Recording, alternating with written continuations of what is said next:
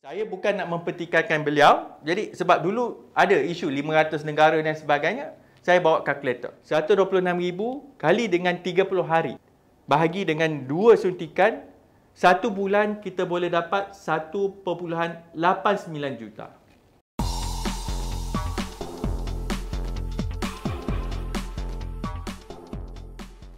Assalamualaikum warahmatullahi wabarakatuh dan salam sejahtera. Hari ini saya akan membicarakan satu isu yang akan memberi kesan kepada kita semua, iaitu pelan imunisasi ataupun vaksin negara. Seperti yang kita tahu bahawa salah satu langkah terbaik untuk mencegah penularan COVID-19 adalah dengan mendapatkan vaksin. Kita juga faham setelah diterangkan berkali-kali oleh pakar di luar sana, kita perlu mencapai satu tahap yang dipanggil sebagai herd immunity ataupun immunity masyarakat, iaitu kita memerlukan paling kurang 75% ataupun 80% daripada populasi kita mengambil vaksin. Jadi hari ini saya akan membicarakan dalam sudut dasar ataupun polisi. Sebagai seorang wakil rakyat, saya percaya kita perlu membendung COVID-19. Dalam apa-apa perancangan ini perlu ada proses semak dan imbang. Apabila parlimen ditutup, apabila ahli parlimen disekat untuk menyemak proses, saya sebenarnya bimbang. Sekiranya selepas diberitahu pada tahun lepas bahawa bermula hujung bulan ini, rakyat Malaysia akan mula mengambil vaksin, isunya adakah kita mampu mencapai matlamatnya. Jangan kita lupa, kerajaan yang sama inilah yang menggagalkan kita dalam proses memerangi COVID-19.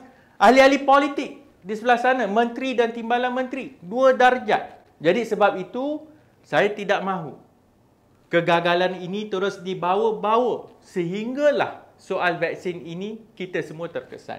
Jadi niat saya mahu melihat proses ini berjaya, maka ambillah kritikan ini sebagai satu membina ataupun pandangan yang kritikal ini untuk menjaga hala tuju kita. Kalau kamu nak dipuji, panggillah JECOM. Saya bukan nak puji. Jadi kepada rakan-rakan, tinggalkan komen, tolong like video ini untuk membawa keberkatan ataupun membawa manfaat kepada semua. Yang mana betul-betul yakin boleh subscribe. Jadi isu yang pertama dalam pelan untuk memastikan rakyat Malaysia mengambil vaksin adalah soal keyakinan. Bagaimana kita nak bina keyakinan kepada rakyat untuk mengambil vaksin? Saya kira ada 3 masalah utama.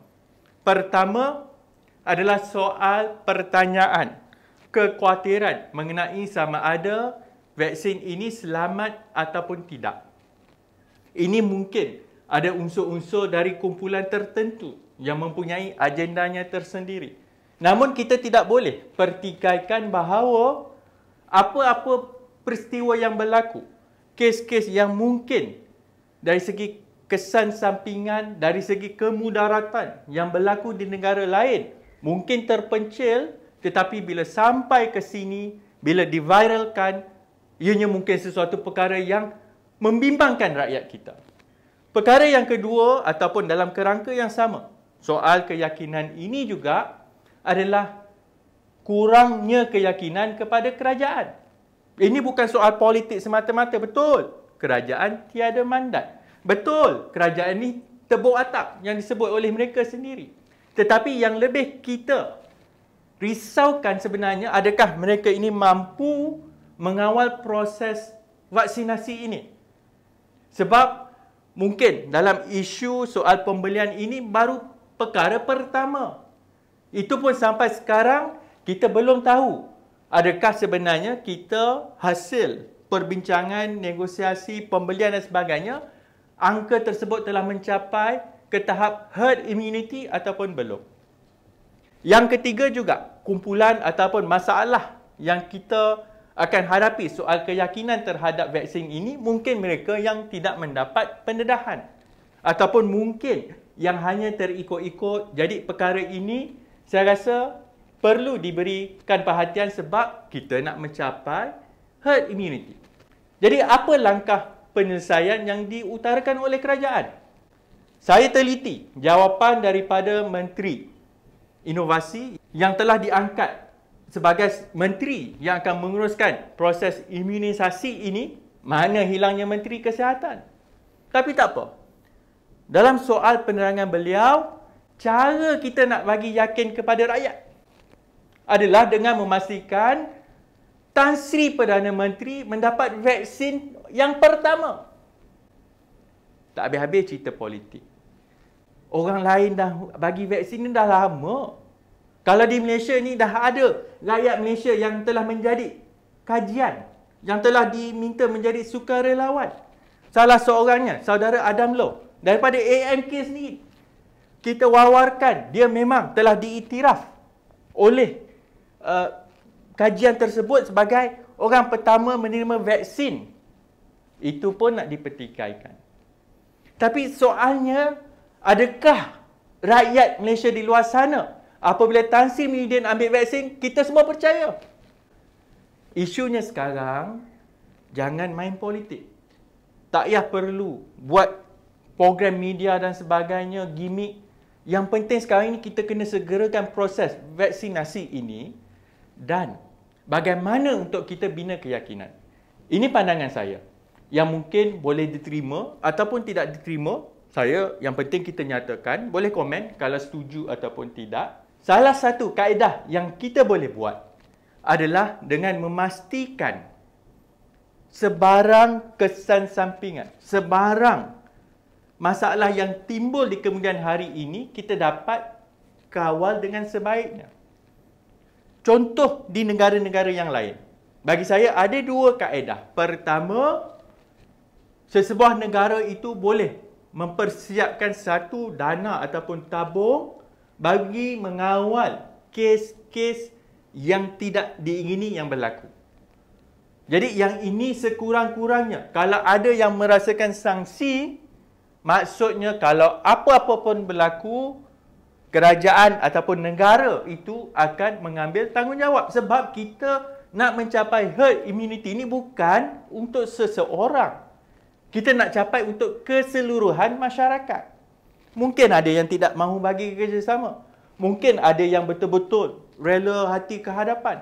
Tetapi yang paling penting, kita kena yakinkan rakyat bahawa proses ini sangat penting untuk mengelak tomahan negatif. Sepatutnya sebarang masalah di kemudian hari ini sekiranya berlaku, kerajaan ambil tanggungjawab. Kenapa saya kena sebut ini? Sebab bukan hanya di Malaysia, bukan saya nak hentam kerajaan semata-mata. Tapi kalau kita tengok di negara-negara lain pun, mereka terpaksa melepaskan syarikat pengeluar vaksin ini daripada sebarang liability, daripada sebarang tindakan undang-undang sekiranya berlaku sebarang kesilapan ataupun musibah. Jadi yang ini bila syarikat telah lepas tanggungjawab, kita sebuah negara kita mahu mencapai sasaran tersebut, maka negara perlu bertanggungjawab.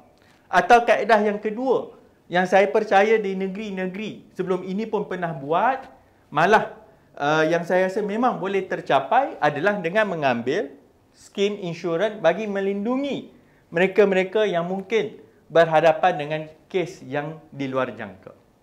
Jadi bagi saya, nak bina keyakinan, binalah betul-betul, bukan cakap kosong sahaja. Perkara yang kedua, masalah yang kita jangka yang akan berlaku adalah soal logistik, soal pengurusan. Saya sebut tadi di awal permulaan video, kita sehingga kini mempunyai data yang bercampur aduk. Sehingga kini kita tidak dapat pastikan adakah kita telah mencapai herd immunity dari segi pembelian vaksin itu. Tetapi perkara yang lebih besar adalah untuk memastikan proses suntikan itu berjalan dengan lancar. Jadi semalam juga, Menteri Kesihatan telah mengeluarkan satu kenyataan. Beliau memberitahu bahawa sehari maksimum seramai 126,000 rakyat Malaysia akan menerima suntikan vaksin. Sebab dulu ada isu 500 negara dan sebagainya, saya bawa kalkulator. Dia sebut ada 600 pusat suntikan. 600 ada 600. Kemudian di setiap pusat itu akan diletakkan 7 orang yang akan bertugas untuk memberi suntikan.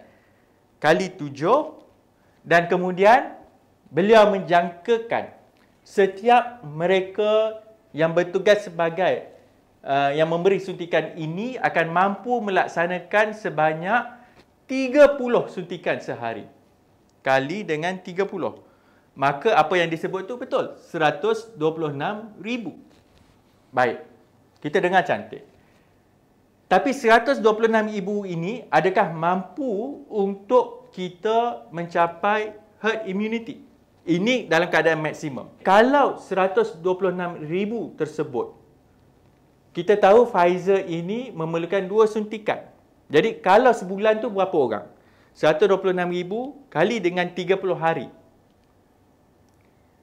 Bahagi dengan 2 suntikan, 1 bulan kita boleh dapat 1.89 juta. Kalau kita lihat jumlah populasi negara, kalau ikut data tahun lepas 32.4 juta, tak silap saya. Kalau kita ambil anggaran dengan warga negara asing dan sebagainya, mungkin sekitar 35 juta orang. Kalau di Singapura, mereka menjangkakan hujung tahun ini. Kalau ikut komen menteri, kata kita tak terlambat. Dia kata tak apa, jangan risau. Walaupun kita tak mula lagi vaksin, kita belum terlambat lagi. Itu yang disebut oleh menteri. Jadi Singapura kata hujung tahun ini seluruh rakyatnya 100% akan dapat vaksin. Tapi kalau kita ambil anggaran tadi 1.89 juta setiap bulan, berapa ramai kalau kita nak suntik semua orang? 35 juta bahagi 1.89, paling cepat tolak segala jenis musibah yang mungkin akan berlaku, tidak berlaku. Paling cepat yang kita boleh, kalau nak buat 100%, 18 bulan. Sekarang bulan 2. Kalau ikut menteri, hujung bulan ni baru mula dengan frontliners. Kemudian terus katanya fasa kedua untuk kumpulan rentan ataupun mereka yang berisiko tinggi. Untuk rakyat biasa bila mula? Untuk rakyat biasa yang dimaklumkan secara rasmi maupun tidak rasmi dianggarkan sekitar bulan 8.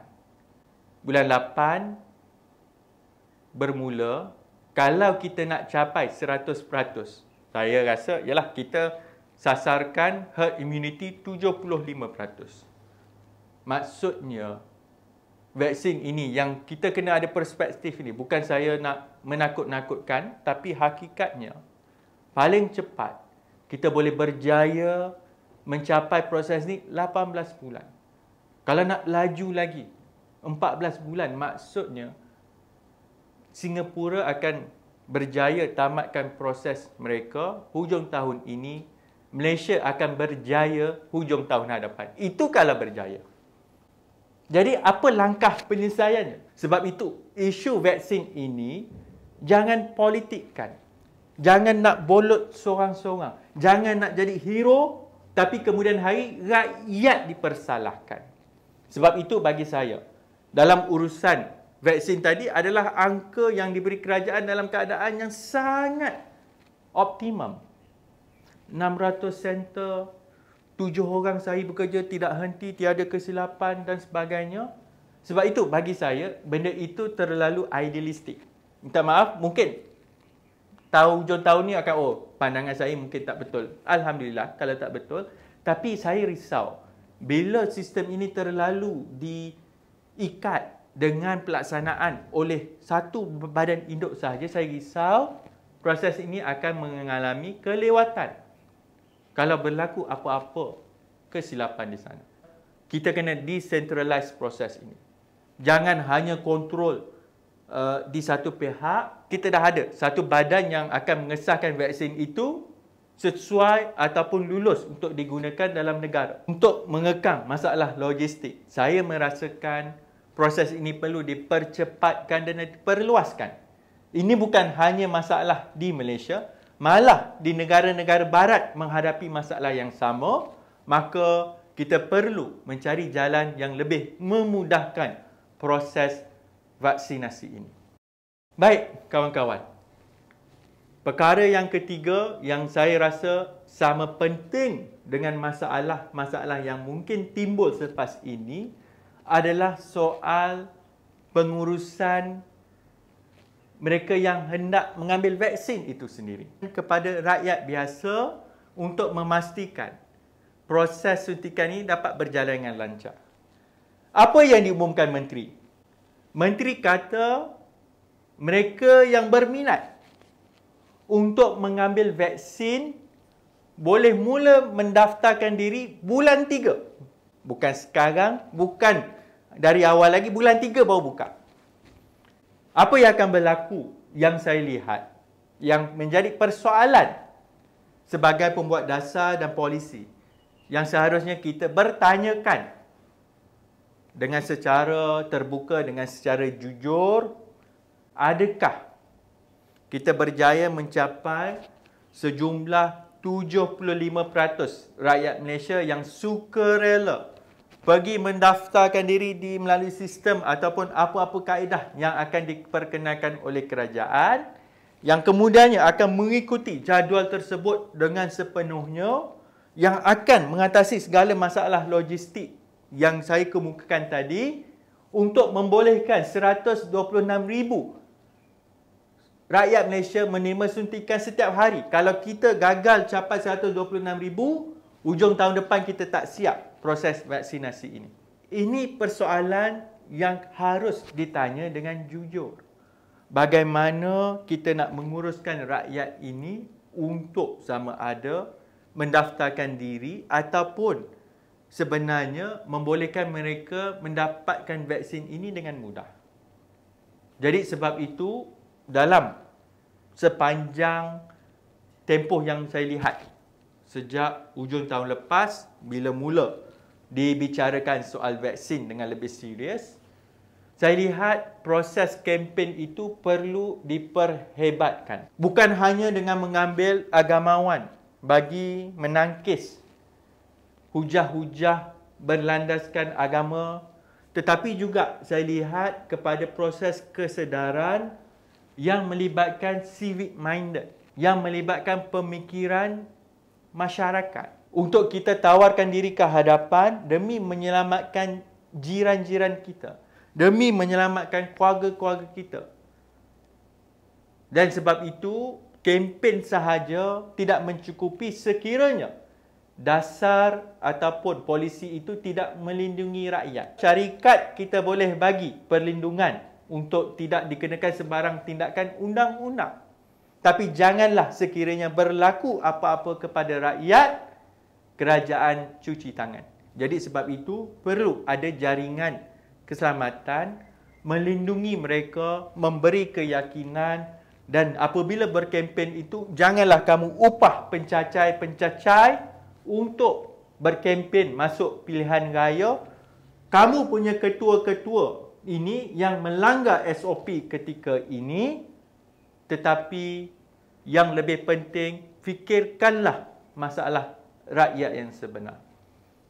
Itulah ulasan saya dalam video kali ini. Yang paling penting, kita berusaha, niat kita baik. Mereka yang mengikuti sehingga ke penghujung video ini, terima kasih banyak-banyak. Jangan lupa tolong like video ini. Yang lebih elok, tinggalkan komen di bawah supaya saya tahu pandangan teman-teman yang setia bersama dalam video ini. Sekian, terima kasih. Assalamualaikum warahmatullahi wabarakatuh.